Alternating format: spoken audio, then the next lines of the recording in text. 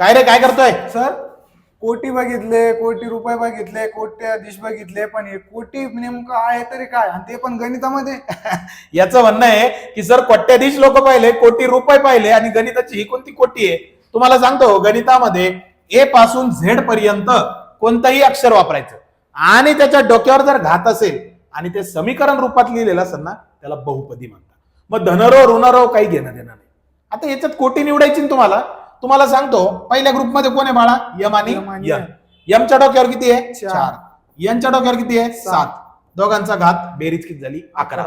पुढचा ग्रुप किती आहे? 3 यम 5 यन 2. 3शी काही घेणं देणं नाही.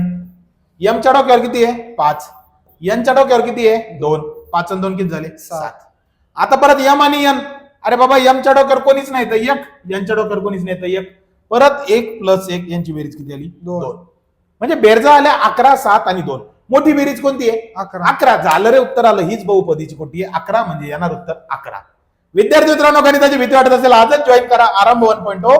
याची लिंक बायोला आहे. आणि हो, कुठं पळायचं नाही, पुढचं उदाहरण सोडवायचं, उत्तर कमेंट करायचं, चॅनलला सबस्क्राईब करा. कारण कसं, चॅनलचं नाव मास्तर म्हणतील तसं. खूप खूप धन्यवाद.